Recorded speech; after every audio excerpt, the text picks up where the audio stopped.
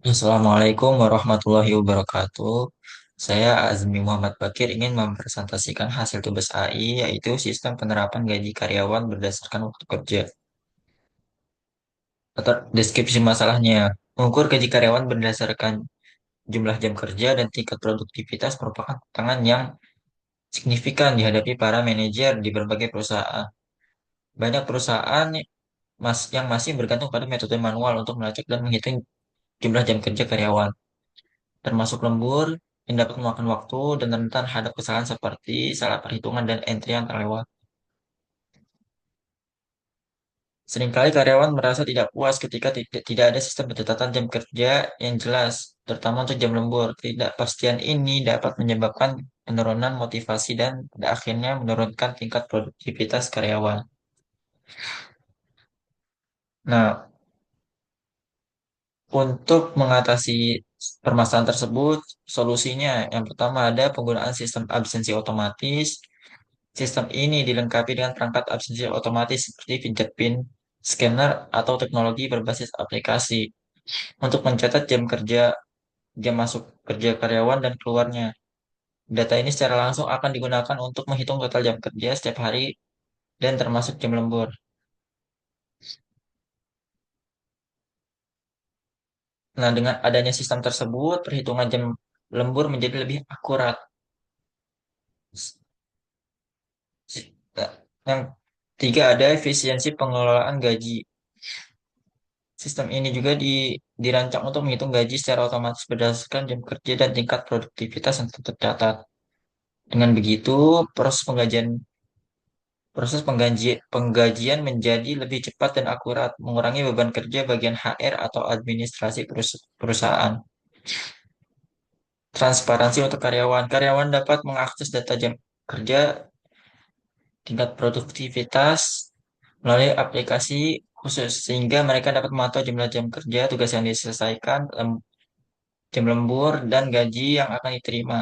Hal ini meningkatkan kepercayaan dan kepuasan karyawan terhadap sistem penggajian perusahaan. Terus ada ramah pengguna dan mudah diintegrasikan. Terus mendukung penghematan biaya operasional. Dengan mengurangi kesalahan manual dan meningkatkan efisiensi proses penggajian, perusahaan dapat menghemat biaya operasional baik dalam hal waktu maupun tenaga kerja yang diperlukan untuk perhitungan manual. Nah, ini ada variabel Fuji yang kita gunakan. Yang pertama ada waktu lembur dengan fungsi keanggotaan. Ada menggun- lembur pendek, sedang, dan lama. Nah, kita ini menggunakan fungsi trap MF. Nah, trap MF ini yaitu trapeziodal membership function atau fungsi keanggotaan yang berbentuk trapesium. Nah, yang nanti akan dipakai pada Python di di modul SKFuzi dengan rentang dengan rentangnya segini.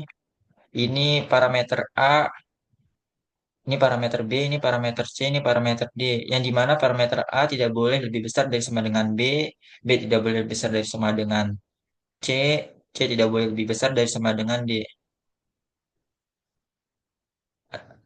Terus ada hari lembur, ada sedikit, sedang, dan banyak, fungsi keanggotaannya. Terus ada variabel tugas selesai dengan fungsi keanggotaannya ada sedikit, sedang, banyak. Terus ada variabel bonus lembur, yang ini nanti akan dipakai di outputnya. Ini ada fungsi keanggotaannya ada sedikit, sedang, dan banyak. Ini perancangan fuzzy logicnya ada variabel input. Rentangnya 0 sampai 240 jam itu per bulan. Ada berapa lama dia lembur. Terus ada tugas selesai. Ini tugas selesainya 0 sampai 10 per hari. Ada berapa? Ini hari lembur 0 sampai 30 hari per bulan. Terus ada variabel outputnya. Yang dimana 0 berarti tidak ada tidak ada bonus lembur sama sekali. 100 berarti dapat bonus maksimal. Ini role based atau inferensi yang akan dipakai nanti pada program. Ini derajat keanggotaan yang tadi sudah saya sebutkan. Nah, berikut adalah program yang telah dibuat dan hasil runningnya. Yang pertama kita memakai import NumPy as NP. Nah, import NumPy ini buat pustaka numerik pada Python. Terus import skfuzzy atau sedikit fuzzy yang kita aliaskan sebagai fuzz. Terus ada from fuzzy, skfuzzy import control as ctrl. Itu untuk menyusun aturan fuzzinya. Terus ada import matplotlib.pyplot as plt. Itu untuk membuat grafik fuzzinya atau mengimplementasikan. Nah, ini kita mengaliaskan waktu lembur dari kontrol antecedent untuk antecedent itu untuk mempersatukan input sistem logika fuzzy. Terus ada np.arrange itu untuk menentukan domain variabel fuzzy. Ini kan misalnya 0. Ini 0 sampai 241 dengan kenaikan 0 sampai 241 itu dengan satu satuan yang dinamakan waktu lembur.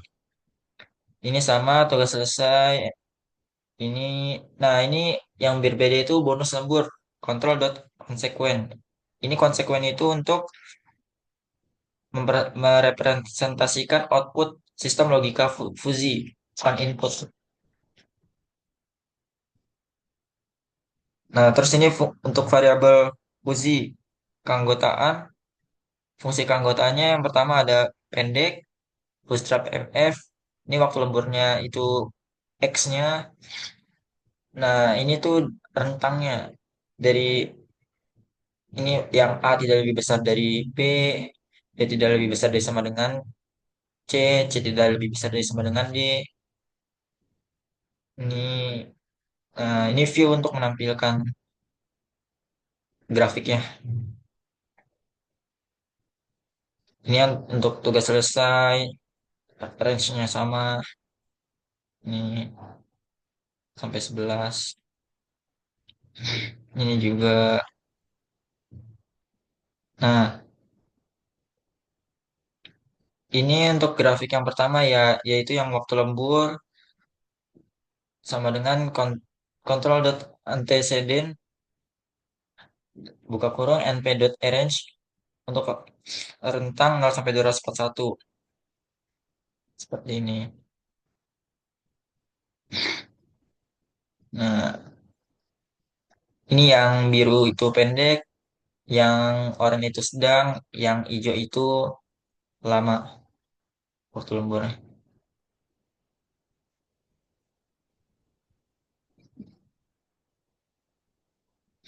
Ini yang tugas selesai, grafiknya seperti ini. Ini PLT Show itu untuk menampilkan, kan nanti kan ada banyak grafik, grafik itu grafiknya itu bertumpukan. Kalau nggak pakai PLT Show, jendela-jendela grafiknya munculnya cepat, jadi nggak beraturan. Ini grafik untuk tugas selesai. Nah, ini yang untuk hari lembur, hari lembur. Ini juga untuk yang bonus lembur, yang output ini konsekuen. Yang dimana 0 sampai 101 dengan tingkat kenaikan satu satuan.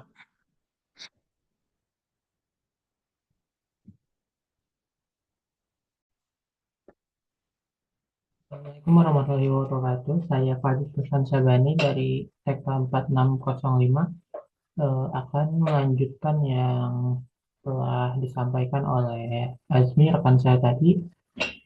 Jadi setelah membuat grafik untuk bagian waktu lembur, kemudian tugas selesai dan hari lembur, kita menerapkan rule-nya ada 27 rule.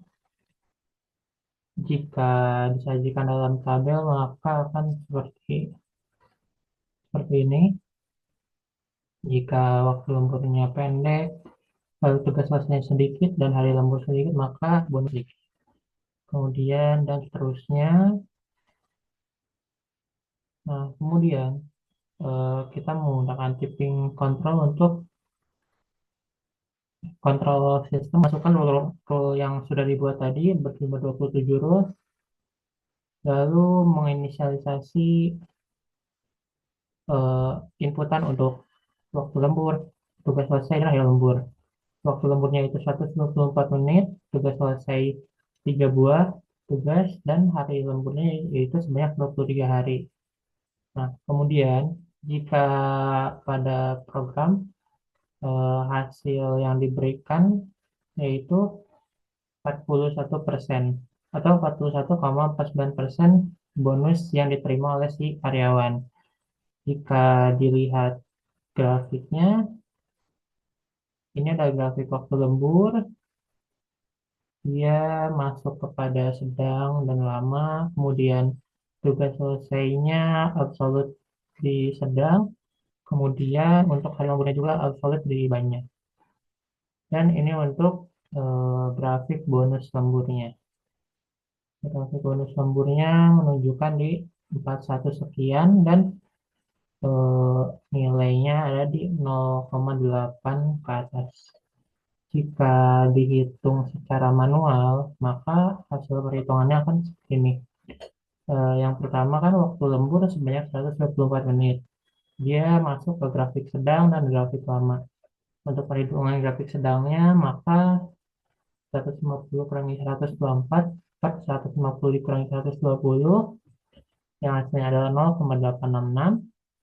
Kemudian pada grafik lama dia mempunyai keanggotaan sebanyak 0,133, dan untuk tugas selesai serta hari lemburnya absolut atau satu. Nah, jika dimasukkan ke peraturan yang telah dibuat tadi, yaitu ada sedang-sedang banyak, maka akan masuk ke sedang-sedang banyak, yaitu ke bonus sedang, dan lama sedang banyak juga akan menghasilkan bonus sedang. Nah, kemudian dari hasil ini kita ambil yang maksimal, yaitu yang 0,866. Nah, dengan menggunakan hitungan Mamdani dan menguji di titik 30, 40, 50, akan didapatkan 103,92 per 2,598, dan hasilnya adalah 40,123 yang mendekati dengan hasil yang tadi telah ditampilkan oleh program. Maka program tersebut telah eh, sudah berjalan dengan benar. Baiklah, sekian dari saya. Wassalamualaikum warahmatullahi wabarakatuh.